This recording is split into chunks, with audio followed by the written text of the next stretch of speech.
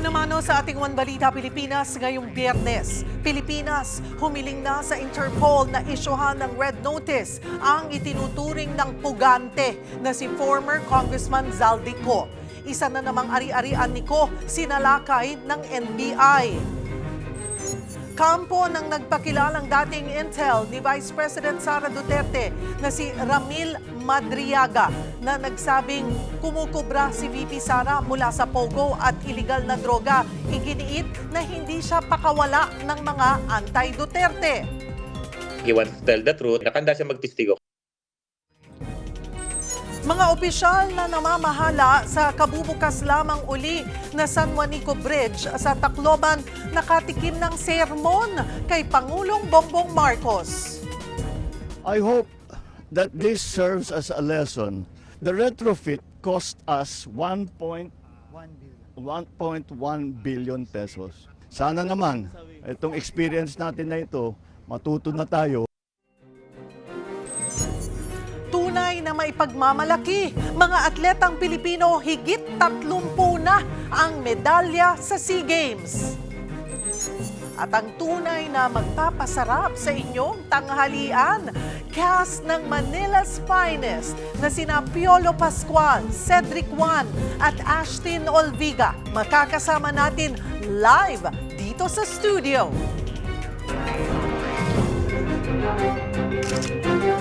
Magandang taghali, Luzon, Visayas at Mindanao. Thank you for joining us. Good afternoon sa mga nanonood. Saan po ang This has been my guide. Ang buting utang, kumikita sa mga utang, kita. Mga bailian ng mga palitan sa Visayas at Mindanao. nagsanga ang mga paluwa sa kanilang mga probinsya. Hola! One Balita, Pilipinas!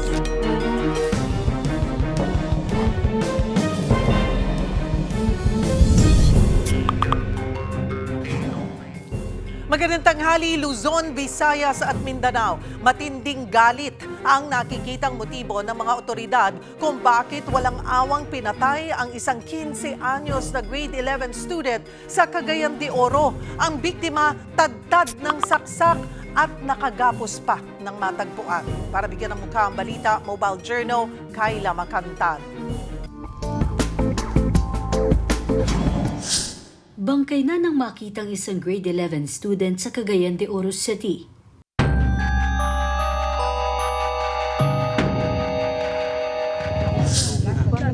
Nakagapos sa mga kamay at tadtad ng saksak ang 19 anyos na si alias Ding Dong nang matagpuan sa masukal na bahagi ng Barangay Gusa umaga nitong December 10. Hindi bababa sa 10 ang tinamo niyang saksak sa iba't ibang parte ng katawan. Ang motorsiklo ni Ding Dong na-recover sa di kalayuan. Ayon sa pamilya ng biktima, gabi bago ang insidente, nagpunta pa sila sa Gaston Park kasama si Ding Dong. Nagpaalam daw ito na pupunta sa Barangay Gusa gamit ang kanyang motor. Ayon naman sa Cagayan de Oro City Police, base sa estado ng pagpatay, kitang may matinding galit ang sospek. Sa sinumang may nalalaman sa insidente, agad na ipagbigay alam sa pinakamalapit na istasyon ng pulis. Mga kapatid, Mobile Journal, Kayla Makantan, hatid ang mukha ng balita. Samut-saring sakit ang pilit na nilalabanan ng isang 4 na taong gulang na babae sa Oriental Mindoro. Ang kanyang mga magulang umaapila ng tulong. Para bigyan ng mukha ang balita, Mobile Journal, Yeda Pascual. Sa edad na 4 na taong gulang, kabi-kabila na ang karamdaman ng isang batang babae sa Oriental Mindoro. May bukol sa pagitan ng mga mata, may katarata ang kaliwang mata, at hindi nakakakita ang kanang mata ng 4 na taong gulang na si Amelia, anak ng mag-asawang Anastasia at Oliver Rabino. Bukod dyan, mayroon din siyang hydrocephalus at meningitis, at madalas inaatake ng seizure. Yung hindi na po siya nataob kasi yung bukol niya po ay nababagatan niya. Okay naman yung sa pagkain. Di po man niya magawa po yung salita. Lalakad at saka yung magsarili po yung kumain at umupo. Hindi po niya kaya. Pag-amin ni Nanay Anastasia, hindi siya nakapagpa-check up dahil kailangan pang tumawid ng ilog at bumiyahe ng 2 oras para makarating sa ospital. Dahil dito, hindi rin siya nakakainom noon ng vitamins na pambuntis. Ang vlogger na si Melchor naisip na i-content ang sitwasyon ng bata para maihingi siya ng tulong. Tumutulog po talaga yung luha ko. Yun po, nakita ko si Mahalia, sitwasyon niya. Bali, yun po yung ano ko sa kanya. Payak po ako. Kahapon sinamahan na niya ang mag-anak sa ospital. Ayon sa doktor, kailangang operahan ng bukol. Yun nga lang, Sabi po sa amin ni Dr. Labag, nasa $250,000 daw po. Hindi po namin kaya yung halaga po na hinihingi ng doktor para sa kanyang operasyon. Kaya po, humihingi po ako sa inyo ng tulong. mga kapatid, ako po si Mobile Journal Yeda Pascual. Hatid ang muka ng balita. Pwede na uling daanan ng mas mabibigat na sasakyan ang San Juanico Bridge. Sermon naman ang inabot ng mga namamahala sa tulay mula kay Pangulong Bongbong Marcos. Para bigyan ng mukha ang balita, Mobile Journal, Julie Baiza. Kasabay ng inspeksyon sa San Juanico Bridge sa Tacloban, sermon ang inabot kay Pangulong Bongbong Marcos ng mga opisyal na namamahala sa tulay. I hope that this serves as a lesson to all future administrators of in government, of all government workers who have anything to do with this. The retrofit cost us 1.1 billion pesos. That is money that we could have saved if proper maintenance was carried out on San Juanico. We would not have to do any of this kung yung every 3 years ini-inspeksyon, inaayos, kung saan napunta, kaya hindi na nag-inspeksyon, kaya tayo nagkaganto. Mula noong Mayo, ibinawal sa San Juanico ang pagdaan ng mga sasakyang higit 3 tonelada ang bigat dahil sa bridge foundation deterioration. Dahil dito, kinailangan magbukas ng alternatibong ruta pa Samar at Leyte sa pamamagitan ng RoRo. Buti na lang, nagtagumpay ang dry run na isinagawa ng DPWH. Kaya ngayon, bukas na uli sa mga sasakyan na hanggang 15 tons ang tulay. Plano na rin daw ng lokal na pamahalaan na buksan ng tulay ng one-way kapag gabi para kayanin ng mas malalaki pang sasakyan. Makakatawid na yung mga cargo truck natin na dati hindi nakatawid, kailangan pa mag-RoRo at umikot sa mga ibang port na ginawa natin. Ngayon, ay mababawasan na yun. Yung malalaki na lang ang kailangan pa sumakay sa barko. Bago ito, natanong ang Pangulo sa kanyang podcast kung ano ang hiling ngayong Pasko. I don't know how specific you want to get, but that for Christmas, that the legislature will provide us a good budget. Nauna nang nagbanta ang Pangulo na i-veto ang 2026 spending bill kung matutuklas ang may unnecessary o sobra-sobrang congressional insertions. Bukod dyan, ito pa raw ang hiling ni PBBM. Intangible, more time with my family. In this job, you cannot hang, you can't chill. There's wala na yun. So, of course, we used to enjoy that very much, especially when we were living in Ilocos. Mga kapatid, Mobile Journal Julie Baiza po, hatid ang mukha ng balita. Nag-request na ang Pilipinas sa Interpol na maglabas ng red notice laban kay dating Ako Bicol Party List Representative Zaldico. Ayon kay NBI spokesperson Palmer Malyari, hinihintay pa nila ang desisyon ng Interpol. Kapag naaprubahan, aabisuhan ng Interpol ang mga bansang miyembro nito tungkol sa arrest warrant laban kay Ko. Una nang kinansela ang pasaporte ni Ko kaya ituturing na siyang undocumented alien at pwede siyang arestuhin sa paglabag sa immigration laws. Dito naman sa Pilipinas, nagpatupad ng search warrant ang NBI sa kondo ni Ko sa Bonifacio Global City sa Taguig. Ayon kay Malyari, may nakuha silang mga dokumento sa 3 vaults na magagamit sa iniimbestigahang flood control anomaly. Nasa 10,000 piso lang ang natagpuang cash. Patuloy pa ang inventory sa mga ebidensya. Sa ating ulat panahon, patuloy ang maulap at maulang panahon dito sa Metro Manila at sa iba pang bahagi ng bansa. Magtutuloy kaya yan hanggang sa weekend? Alamin po natin mula kay Munir Baldomero, weather specialist ng Pag-asa. Magandang tanghali sa iyo, Munir. Yes po, magandang tanghali po Miss Cheryl at magandang tanghali po sa lahat ng ating taga-subaybay ng One Balita. Munir, bakit nga ba patuloy na maulan ang ating panahon dito sa Metro Manila? It's been several days, ano? May binabantayan ba tayong sama ng panahon? Sa ngayon po, wala po tayong namomonitor na formation po ng cloud cluster na maaari po mabuong bilang LPA sa loob at labas ng ating PAR. Sa ngayon po, ang nararanasan po natin mga pag-ulan ngayong araw is dahil po sa formation po nitong shear line na kasalukuyan po nakakaapekto dito sa may eastern section po ng Central Luzon at eastern section ng Calabarzon na kung saan nakakaapekto rin po siya dito sa Metro Manila. Magtutuloy-tuloy ba itong mga pag-ulan hanggang weekend? Yes po, sa ngayon po, dahil po patuloy pa rin po umiiral itong northeast monsoon, so asahan po natin na malaking bahagi po ng Luzon ay makakaranas po ng mga mahihinang pag-ulan at mga kaulapan dahil po sa northeast monsoon, habang itong shear line namin po, inaasahan po natin na possible po makapekto dito sa may eastern section ng southern Luzon, particularly sa may Bicol region, pati dito sa may eastern Visayas. Kaya asahan po natin na medyo malalakas na mga pag-ulan na ang maaari pong maranasan dito sa Bicol region at eastern Visayas, habang yung ibang bahagi po ng Luzon ay maaari po makaranas din po ng mga pag-ulan dahil po sa northeast monsoon. Okay. May tatlong weather system na nakakaapekto sa ating bansa. Yung mga nabanggit mo, shear line, amihan, at easterlies. So itong lahat na itong systems na ito, nagdudulot ng pag-ulan? Yes po. Sa ngayon po, ang northeast monsoon, usually ang dinadala niya po is mga mahihinang pag-ulan and mga kaulapan, particularly sa may eastern section ng Luzon. Habang itong easterlies naman po is nagdadala po ng mga isolated rain showers or thunderstorm dito sa malaking bahagi po ng Visayas at Mindanao.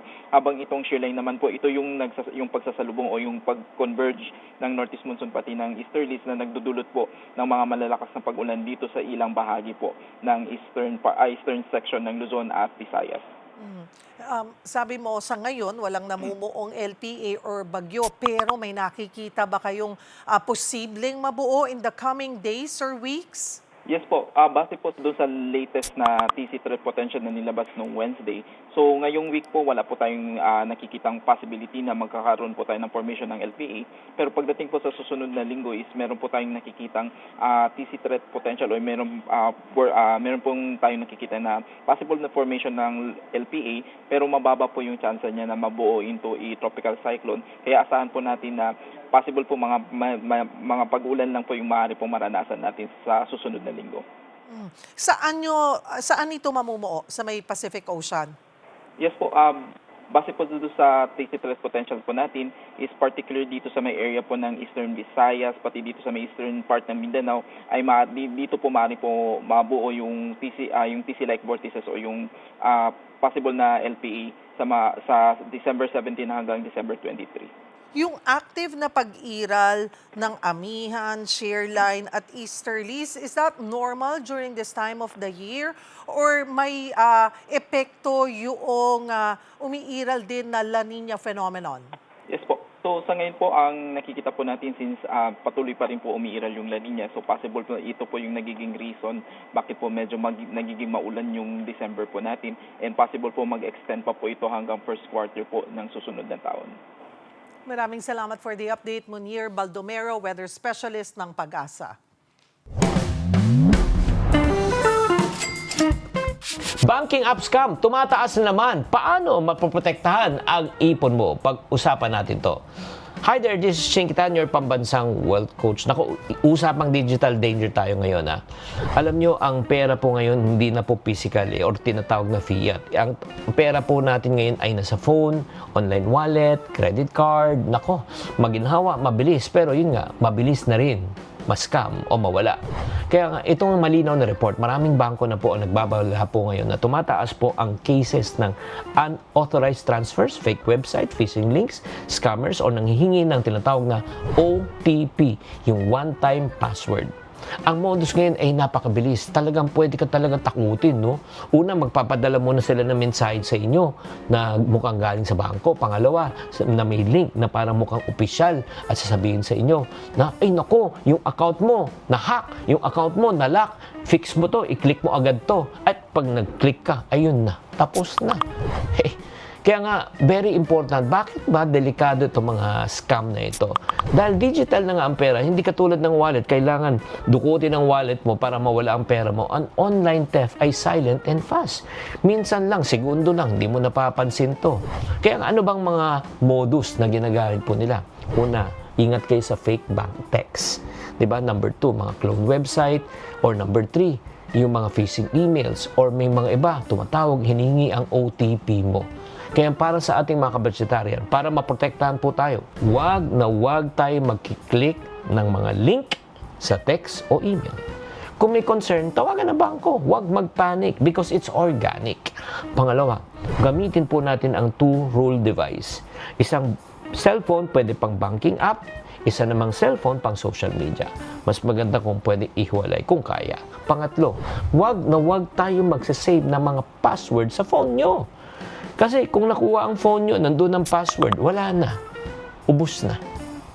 At gumamit po ng matitinding password. Okay? Like for example, Budgetarian 2015 ipon at, di ba? Parang ganun. Para ika nga mix po ang number, mas mahirap hulaan. At number 5 po, weekly po tayo mag-check ng account. Lalo na kung meron kayong mga online money app, check nyo kung may transaction ba, may gumamit ba, or may mga suspicious ba. Kaya nga, para natin ma-report agad. Kaya mga kapatid, hindi mo kailangan maging paranoid. No? Kailangan mo lang maging alerto, maalam. Ang mga modern scammers ngayon, hindi na naglalakad sa mga kalsada. Hindi na po nang-hold up yan. Nasa inbox na po natin, nasa notifications na po natin, nasa fake link, isang pindot lang. Ay dako, baka maubos ang pinaghirapang mong pera. Kaya mag-ingat na hindi sila mananalo. Sana naliwanagan po kayo mga kapatid. Tatandaan, tamang karunungan, tamang disiplina ang susi sa pagyaman.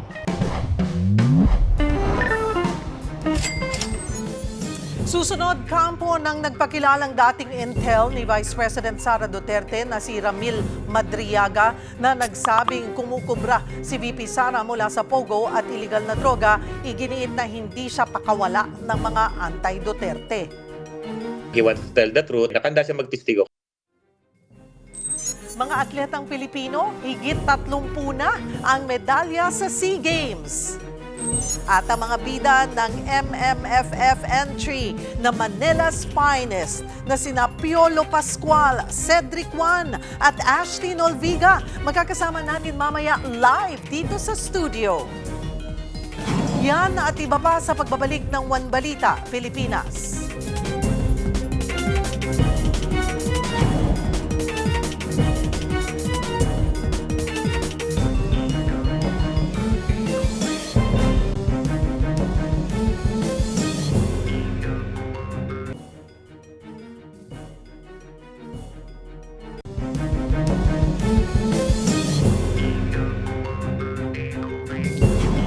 Tuloy ang trabaho ng mga mambabatas ngayong weekend. Bukas na kasi sisimulan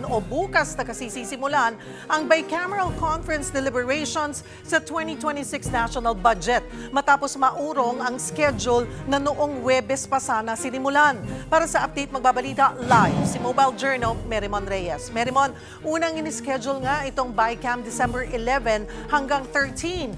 Tapos nausog ng 12 to 14. Pero ngayon, hindi ulit natuloy ang pagsisimula nito. Ano raw ang dahilan dito nga sa pag-uusog ng BICAM schedule? Cheryl, sa isang online na press con, ibinahagi ni Finance Committee Chair Senator Sherwin Gatchalian na kinakailangan pa raw ayusin yung matrix, i-reconcile yung nilalaman ng proposed 2026 national budget mula sa bersyon ng Senado at saka ng Kamara. Dahil din daw sa mga transparency effort na isinasagawa ngayong Kongreso, kasama na dyan yung pag-establish ng technical working group, yung pagpiprint ng mga dokumento na may kinalaman dito sa panukalang pondo para na mabusisi talaga, kaya kinakailangan pa ng kaunting oras. Kaya imbes na dapat ang start December 11 to 13, nausog siya ng 12 to 14, pero so far ang schedule ngayon, mangyayari ang BICAM simula bukas December 13 hanggang Linggo. Pero ang sabi rin ni Senator Sherwin, kung sakali raw na hindi matatapos over the weekend o hanggang Sunday, pwede pa naman daw mag-extend until Monday, December 15, at hindi pa rin naman daw nito maapektuhan kahit papaano yung natitirang hakbangin mula sa BICAM, sa ratification at sa pagpapapirma ng 2026 national budget by December 29. Cheryl. Si Senator Jinggoy Estrada nag-withdraw bilang miyembro ng BICAM Conference Committee. May balita na ba kay Senator Bato de la Rosa na hindi rin umattend ng budget defense para sa ahensyang hawak niya? Cheryl, hanggang ngayon wala pa. Pero ang sabi ni Senator Sherwin, staff to staff may coordination naman daw yung mga impormasyon na may kinalaman dito sa panukalang pondo. Nire-relay pa rin naman daw ito sa staff ni Senator Bato. Pero so far, wala rin daw communication whatsoever between the senators and Senator Bato mismo. So, still, mareretain pa rin siya, tumaas si Senator Sherwin na dadalo personal, physically, itong si Senator Bato sa BICAM this weekend dahil hindi raw pwede na yung mga miyembro ng BICAM Conference Committee pupunta o dadalo sa pamamagitan ng online platform. So umaasa pa rin naman si Senator Sherwin. Pero for the case of Senator Jinggoy, since nag-withdraw siya, tanggal na siya sa listahan ng mga miyembro ng BICAM at wala naman daw papalit. Kung sino pa rin nananatili sa listahan, which are yung designated members bilang subcommittee, vice chairman ng Senate Committee on Finance, sila pa rin ang mananatili na pupunta sa BICAM. Cheryl. Ano ang rason bakit nagbitaw si Senator Jinggoy? Wala pa rin, Cheryl, binibigay na dahilan mula nung ni-raise ito or inilahad sa plenary floor ni Majority Floor Leader Senator Mig Zubiri. Basta sinabi lang na request na raw ng withdrawal itong si Senator Jinggoy bilang miyembro ng BICAM Conference Committee. And so far doon sa plenaryo, wala namang naging paglaban.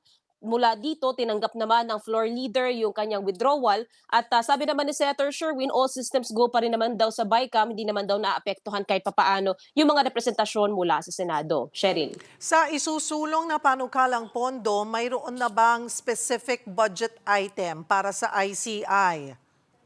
So far, Cheryl, pagdating sa 2026 kasi wala pa. Pero yung pondo naman daw kasi na ito, kinukuha naman daw sa Office of the President at so far, sapat pa naman daw ito kung sakaling kailangan pagkuhanan. That's over 27 billion pesos.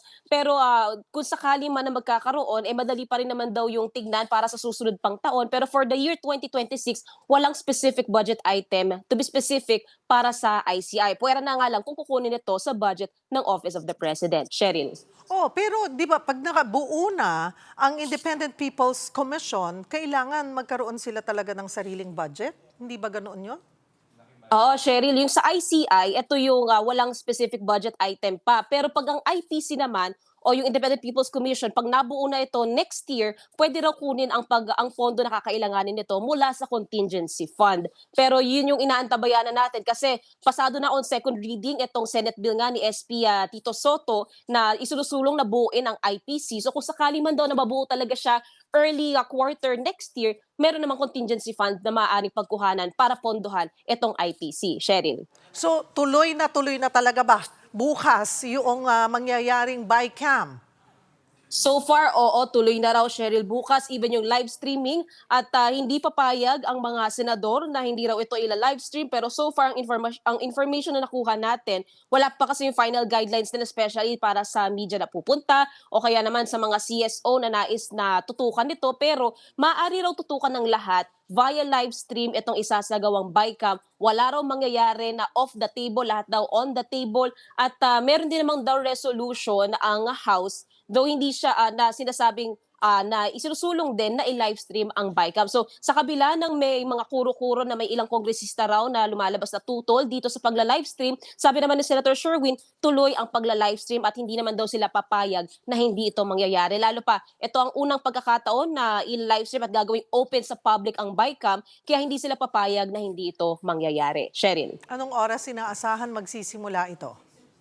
Sa huling detalyeng nakuha natin muna kanila SP Soto, around 9 a.m. magsisimula sa PICC ang BICAM bukas ng umaga. And then, one to sawa din yan. Maaaring dahil sabi nila, all systems go, times 3 na raw yung effort nila. At dahil limited din yung oras at panahon na meron sila, may schedule din silang sinusunod. So, maaaring one to sawa ang gagawin nilang BICAM. Pero again, kung kakailanganin raw mag-extend, sabi ni Senator Sherwin, pwede naman daw until Monday. Pero as much as possible, tatapusin na nila within those days lang itong BICAM para umabot pa. Kasi ang gagawin din nila, Cheryl, doon sa ratification, yung full enrolled bill, lahat daw na magra-ratify nito, yung mga kongresista, yung mga senador, full copies ang meron sila para mas mabusisi pa. Dahil for example, kung meron daw mga allocables o yung mga blankong item, for the case of Senator Sherwin, hindi raw siya pipirma sa mga blankong item na to. And yun yung kahalagahan. Kaya kailangan pa ng oras para after nitong BICAM, ma-print nila yung full copies ng enrolled bill para pagdating ng December 22, yung ratification ng enrolled bills, mas nabusisi na talaga ng lahat at wala na magiging question dito para pagdating ng December 29, pag pinirmahan na ni Pangulong Bongbong Marcos yung 2026 national budget, narepaso na raw talaga ito at wala nang questionable. Cheryl. Maliban doon sa mga magiging miyembro ng BICAM committee, ay sino pa ang inaasahang naroon? Mayroon bang mga outsider na mag-observe na papayagan Cheryl, nila? Yan yung inaabangan natin kasi sabi kanina ni Senator Sherwin, so far, yung mga senador at kongresista lang daw ang maaaring pumasok sa venue ng BICAM. For the case of the media na magko-cover dyan, since naka-livestream din siya, ang inaabangan natin is yung magiging pwesto for gallery viewing, yung live streaming na areas ng mga media. Pero for the case of the CSO, yung mga civil society organization na nais magpaunlak din ng kanilang mga komento, ng kanilang opinion, yan yung hinihintay nating final guidelines. Pero ang sabi rin ni Senator Sherwin dito, maaaring i-view ng mga CSO o kahit daw ng normal na o ordinaryong Pilipino ang BICAM sa pamamagitan ng live streaming efforts across multi-platforms. Cheryl. Mary Mon, isa raw sa Christmas wishes ni Pangulong Bongbong Marcos ay good budget. Ano naman ang tugon ng Senado rito? May bibigay ba ang wish ni PBBM?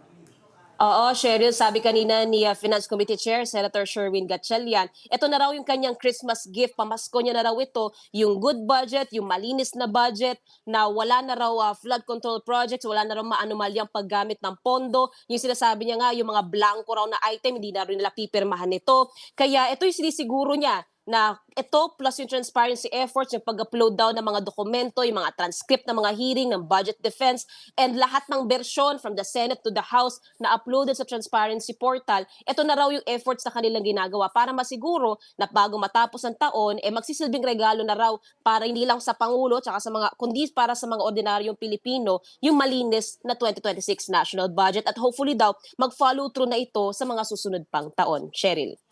Maraming salamat, Mobile Journal, Mary Mon Reyes. Susunod, cast ng Manila's Finest na sina Piolo Pascual, Cedric Juan at Ashley Nolviga makakasama natin live dito sa studio. Yan at iba pa sa pagbabalik ng One Balita, Pilipinas.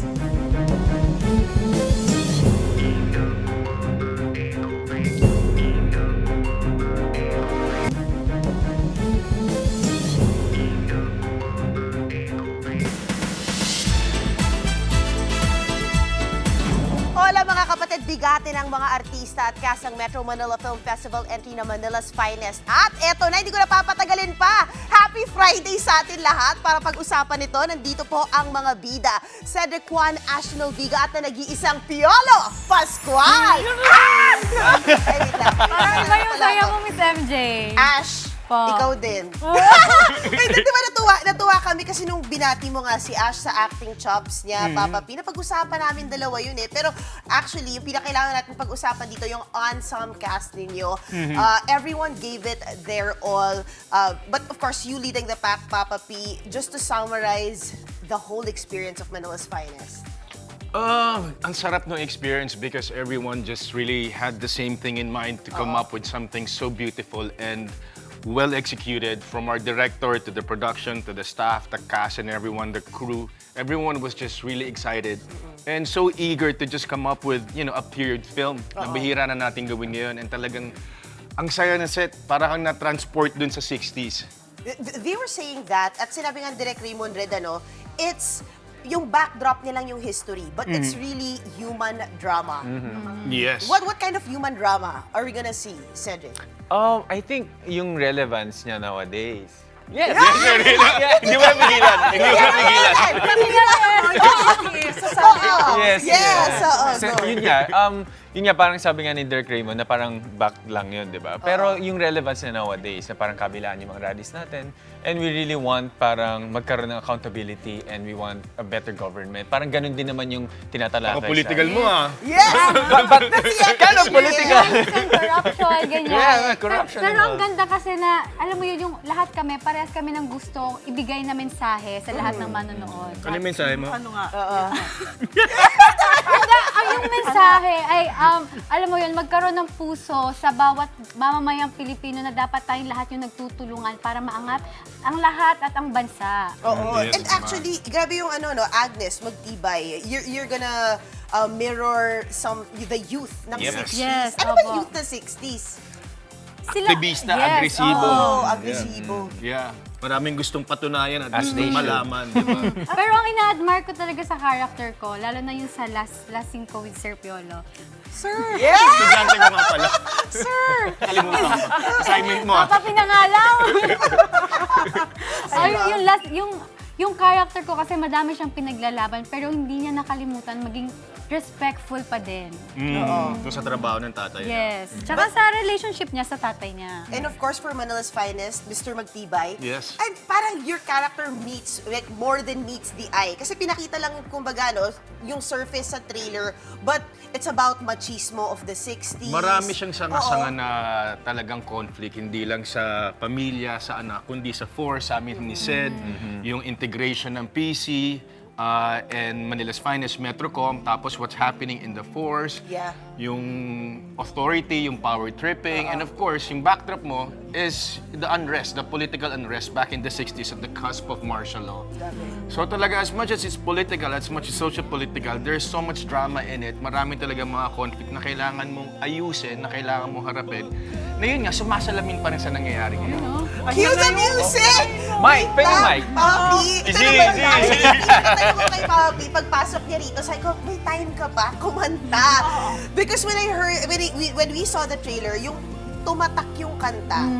And ito ay sandalan. Yes, I couldn't say no because when it was pitched to me, Sir Benny Saturno already wrote the song. Oh. And sabi ko, yeah, let's do it kasi saktong-sakto yung message, yung words ng song para sa pelikula. Yeah. Gabi yung... Pero na-distract ako, parang nag-record ka, Nakita mo ba yung braso ni Sorry, si Rinshak Ang init kasi, hindi ko naman sadya pa. Napasigaw din ako Nagulat din ako Kasi 10 times. Naging Captain America, no? Oo, ibang level. But how was it for you? Kumbaga, paano mo pa na-fit sa schedule mo to? Siyempre, there's ownership to the film that whatever you do, kailangan talaga, lahat yan Yung lahat pwede mong gawin, lahat pwede mong pasukin, lahat. Bibigyan mo ng chance para mapaganda, mabuo mo yung isang buong pelikula. So talaga sabi ko, right away, nung pinakinggan ko yung kanta sa akto, and it's a privilege to be able to sing another theme song for the soundtrack, and talaga naman mabigyan mo ng personal message yung kinakanta mo. What's your favorite line? Sandalan. Sandalan. Yes! Sasandal kami sa Sorry, dahil sasandal na po kami. Sasandal. Yan talaga yung organic encounter po ito. There's a message of hope. Message of hope. The song itself talks about, being someone that you can trust. Na pwede mong talagang lapitan, pwede mong puntahan, hindi lang sa pamilya, kundi sa force, kundi sa society, sa paligid natin, kailangan natin ng katulong, kailangan natin ng sinasandalan natin. After doing this film, nagbago ba yung tingin nyo sa ating law enforcement? Kaya mo yan. Ayaw, para sa Doon simulan yun Nagbago ba? Kasi ang daming kinakaharap na issue ang ating law enforcement. Yes. So, nagbago ba? I think mas lumalim lang yung understanding ko na kung gaano way back pa yung politics inside. Na hindi lang sa labas yung nakakalaban nila. Pero mas malalim pa yung pinaglalabanan nila sa loob. Within Kasi the parang, force. within the force, yung power grabbing and yung power tripping na ibibigay mo na sa kanila kasi at the end of the day, mga tao din to na minsan kung nagkakaroon ng threat sa buhay nila or sa someone na may care sila, parang minsan nandun papasok yung integrity mo na parang gagawin ko pa rin ba siya? So, nandun pa rin yung human side. I think yun yung magandang pinapakita sa Manila's Finest na oo, nandyan yung mga kapulisan natin. Pero at the end of the day, minsan pag push comes to shove, parang ano ba gagawin ko? Magiging tao ka pa rin ba? Or talaga magiging selfish ka? So yung ganung bang push and pull na energy. Ano yung gusto nyong take away ng mga manunood dito sa pelikula nyo? Go, Ashtin. Okay? Yes! Ako siguro, ang gusto kong takeaway na makuha nila dito, gusto ko lumabas sila ng sinehan na, syempre, yung awareness. And of course, magkaroon sila ng simpatsya sa lahat ng tao sa paligid nila. Kasi feeling ko, lahat to nagkukos kasi nawawalan tayo ng care at simpatsya sa mga tao sa paligid natin. And feeling ko kung yung trabaho natin, gagawin natin ng maayos, gagawin natin ng with love, yung malasakit talaga sa tao, feeling ko kaya maiwasan eh. And of course, Papa P. Ako, patriotism. You know, we don't want to be political about the film, but at the end of the day, mga Pilipino tayo, when we came up with this film, it's with the intention of shedding light, you know, to the force, you know, how it was back in the day and how it is right now. So, magkaroon tayo ng pagmamahal sa, hindi lang sa trabaho, kundi sa bansa natin. At malaman natin kung ano ba talaga yung pinaglalaban natin. Para saan ba yung pinaglalaban natin. Very well daw said. ako. Oh, no, but Sorry, really, pero oo I eh. can't wait to watch it this And then December. just listening to the song, maapektuhan ka. Yeah. Maapektuhan ka. But Thank you. yung para for the fans of everybody, I mean, yung pinakamaganda rito, Monday you will have your premiere night. Oh, yeah. Yes, Wow. in SM Manila. Wow. Monday na pala. Oo, Manila talaga. Monday, you will have SM Manila. And syempre, pagkatapos yan, meron pa tayong Sa 22, may premiere night pa tayo. Iba pa eh. Dalawang premiere night para sa mga fans na araw-araw po nagtatanong, the schedule ninyo. Wait lang, ito na po. So, Monday, SM Manila, sa 22 po, nandun sila sa, Yes. Gateway. Gateway! Ano ang place ko? Yung schedule naman nila sa Finest. And syempre, sa 19th, sa Parada. Yes, that's right. Parade of the Wow! Stars. Yeah. Excited First ako. time mo. First time. See you, Makati! Kasi di ba, Makati ang Oo, ano natin, Makati. host Yeah, natin alam ni yan. Cedric. Yes! Sad kasi Suki yan eh. Tayo! Actually, kayo, Yeah. grabe. It's our 3 third times. consecutive Yeah. film for the film fest. And we're Wow. excited because makikita naman natin yung mga kasama natin sa Makati. Ibang ruta naman tayo. So, you know, we're just excited for that. And syempre, para maiangat natin yung antas ng panonood ng pelikula, especially anticipated yung Metro Manila Film Fest. So talaga naman pinagandaan natin to, and we're just so thankful to MQuest for giving us the opportunity to, you know, be part of this very, very nice film. And this is not just the first time. Anong pakiramdam, Papa P, na yung dito sa kapatid, like, this is your second. My third. Third pa. Gongurza. Sorry naman. Third. Gongurza oo. Kingdom. Yeah. Ano ang meron? Parang Empress. You know what? At the end of the day, my bottom line is love for the cinema, love for the craft. And you know, ikaw yung representation ng isang character, ng isang istorya, makapagbigay buhay ka sa isang pelikula. Mahalaga sa akin yun. And I'm really happy. I'm humbled by the chance that's given me na talaga mabibigyan ka ng mga magagandang proyekto. So bibigay mo rin yung best mo. And I'm thankful for that. More films like this. Yes, please. More films Yes, like please. this. Thank you so much. Thank you, guys. Thank you. Please invite again, everybody. Ashley! Okay, go! Kaya mo na ba tayo? Ayan, Sir, hello po sir. sa inyong lahat. Inibitahan ko po kayo manood ng Manila's Finest. Pinagbibidahan po yan ni Sir Piolo Pascual. Yes! Ashley, Hill. Cedric. Yes! Marami pa pong mahuhusay na artista. And of course, this is directed by Direct Raymond Red. At handog po ito sa ating ng MQuest. Ventures. Signal and Sprinkle! Yes. The Good Doctor din. The Good Doctor is also coming out soon. So maraming salamat mga kapatid. Sana po tangkilikin natin ang pelikulang Pilipino. Unahin natin ang Manila's Finest. Yes! Yes! Don't go away mga kapatid. Magbabalik pa po ang One Balita Pilipinas.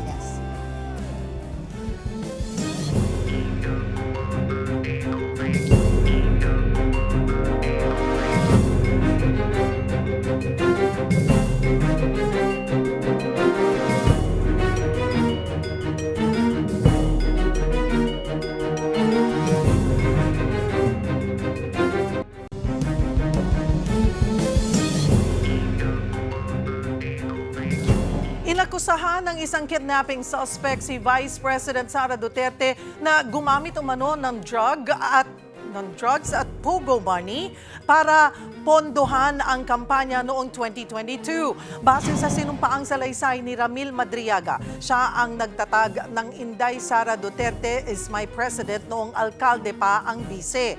Si Madriaga rin umano ang inatasan ni VP Sara na bumuo ng Vice Presidential Security Group noong manalo ito sa 2022 elections. December 2022 naman daw ng personal na abutan si Madriaga ng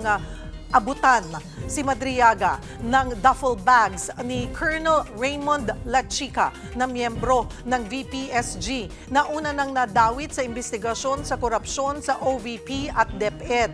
Ang bawat duffel bag daw ay naglalaman ng 33 to 35 million pesos at ipinahatid sa kanya sa iba't ibang lokasyon. Ayon sa abogado ni Madriaga, inilantad nito ang nalalaman dahil sa pangamba sa kanyang buhay. Nakakulong sa Bureau of Jail Management Management and Penology o BJMP si Madriaga dahil sa kasong kidnapping at hiniling na maibasura na ito. He wants to tell the truth, bahala na.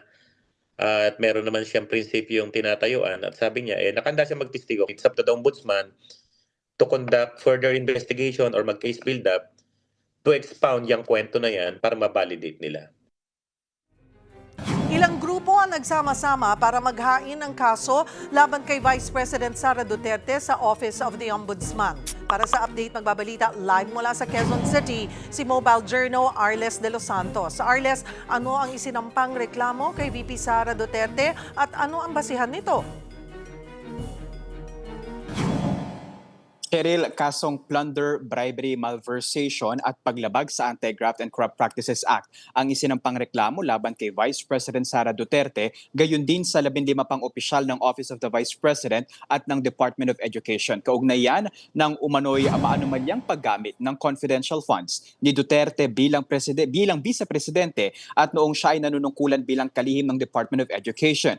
Ayon sa mga complainant, ang 612.5 million pesos confidential funds ay umano'y diverted, misused at concealed dahilan para isampa ang kaukulang mga kaso kasama na ang culpable violation ng konstitusyon at betrayal of public trust. Base rin umano ang nagpasimuno at magpatupad ng umano'y parallel at identical scheme sa paggamit at pagtago ng confidential funds ng OVP at DepEd. Mayroon din daw mga cash advances na iniabot sa AFP officers na si VP Sara rin ang pumili kahit wala umantong itong legal na otoridad para tumanggap ng government funds. Gayon din ang anilay kaduda-duda at kulang-kulang at mga tila inimbentong mga resibo lamang kung saan nga lumutang ang pangalang Mary Grace Piatos. At matatandaan din na 1,992 na pangalan na nakatanggap ng confidential funds ng Office of the Vice President.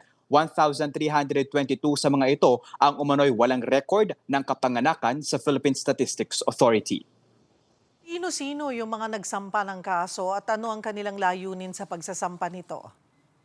Cheryl, so ito ay mga bahagi ng civil society members and organizations, pati ilang mga religious groups kasama na dyan. Si Father Flavio Villanueva na nanawagan sa Office of the Ombudsman na tutuldukan na nga ang umano'y mockery ng vice-presidente sa transparency ng pamahalaan. Nang sa gayon daw mapanagot ito at bigyang paliwanag kung paano nga ba ginamit talaga itong confidential funds.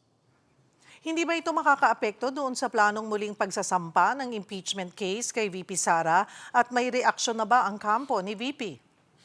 Sa ngayon, Cheryl, ay wala pang reaksyon ang kampo ni Vice President Sara Duterte pero hindi raw ito makakaapekto doon sa impeachment case na ngayon ay naka-archive at meron pang apela sa Supreme Court. At iba pa rin yung pinag-uusapan dito yung plano na muling pagpa-file ng impeachment case sa pagpasok ng 2026. Ito ay dito ombudsman mismo ang sisilip dito ng kaso na ito at kanina nga ay nakita natin yung bundok ilang mga pile na mga papel na ipinasa dito bilang kanilang mga ebidensya. Arles, mayroon din daw nagsampa ng reklamo sa Ombudsman laban kay Congressman Romeo Momo. Ano ang basihan nito at may reaksyon na ba ang mambabata sa aligasyong ito?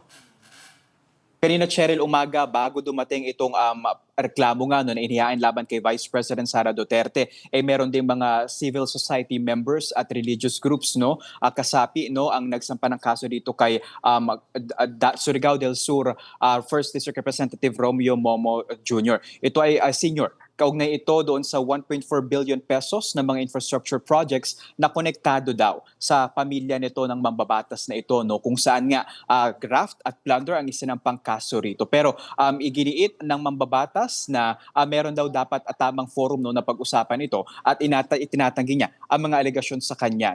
At ayon sa kanya, matagal na siyang nag-divest doon sa mga kumpanya na ngayon ay kasama sa mga inirereklamo dito sa Office of the Ombudsman. Cheryl. Maraming salamat, Mobile Journal Arles de los Santos.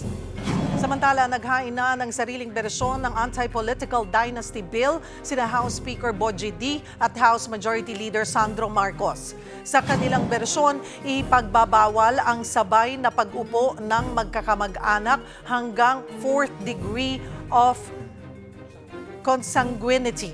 Pero mayroon itong limitasyon. Bawal ang sabay na pag-upo sa pwesto kung national positions gaya ng Pangulo, Vice Presidente at Senador. Bawal din kung sabay mauupo sa parehong distrito. Ibig sabihin, pwede pa rin tumakbo basta iba-ibang distrito. Bawal din kung sabay mauupo sa parehong provincial government. At bawal kung sabay hahawak ng posisyon sa parehong syudad o municipal government. Inabsuelto ng Sandigan Bayan si dating Quezon City Mayor Herbert Bautista sa kasong graft. Nagugat ito sa pinasok na 25 million peso solar power contract ni Herbert noong 2019 habang siya pa ang alkalde ng Quezon City. Ayon sa Sandigan Bayan, bigo ang prosekusyon na patunayang guilty beyond reasonable doubt si Bautista. Inalis na rin ng korte ang inisyong hold departure order laban kay Bautista.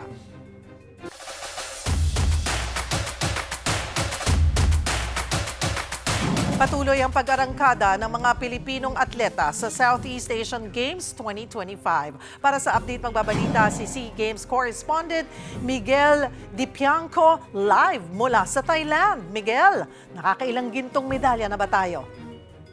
Hi Cheryl, sa kasalukuyan meron na tayong 5 gintong medalya para sa Team Pilipinas at patuloy pa rin tayong humahakot ng ibang medalya sa silver and bronze. Pero ngayon actually papunta kami sa Potaram Shooting Range, 2 oras mula sa Bangkok. So malapit na kami and we're hoping na ma-cover namin yung finals ng shooting sa shotgun. So marami tayong lineup ng sports for today, especially yung baseball. Importanteng laban yan for the gold medal kalaban ang host country Thailand. Maganda yung laban nila ng eliminations, 8-7, dikit ang score. So maya-maya, mga alauna, maglalaban na sila dito sa Bangkok, Thailand. At syempre, abangan din natin yung men's volleyball ng Alas Pilipinas sa unang laro nila mamayang hapon.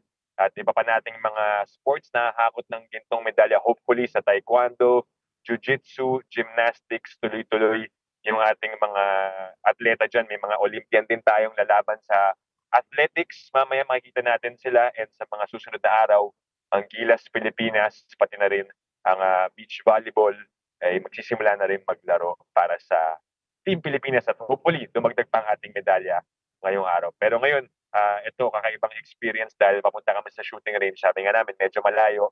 Yung venues, halo-halo kasi yung venue eh. So may mga lugar na medyo malayo, pupuntahan talaga namin para mabisita at makuwento yung mga atleta natin. Maraming salamat, Miguel Dipianco. Kapag sinabing videoke, automatic na paborito ng mga kapatid natin yan. Pero ang ilang nagnenegosyo ng videoke for rent, dumidiskarte para manatiling buhay ang negosyo. Para bigyan ng mukha ang balita, Mobile Journal, Francis Rivera.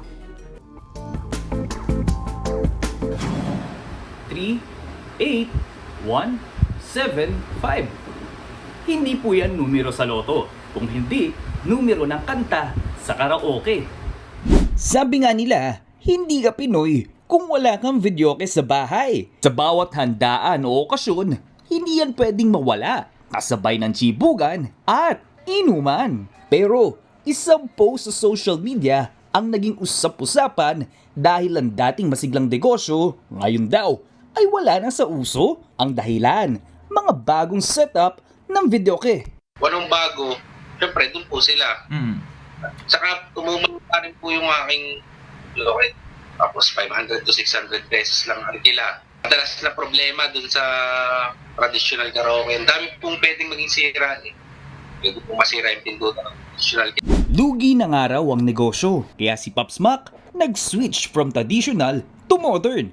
Yun nga lang, mas mahal ang arkila niyan. Mula kasi 500 to 800 pesos kada araw ng isang traditional karaoke. Ngayon, nasa 1,000 to 1,500 pesos na para sa mga modern setup. Pagkabuo ko ng aking modern, yun, pagka-post ko, sunod-sunod na po yung booking.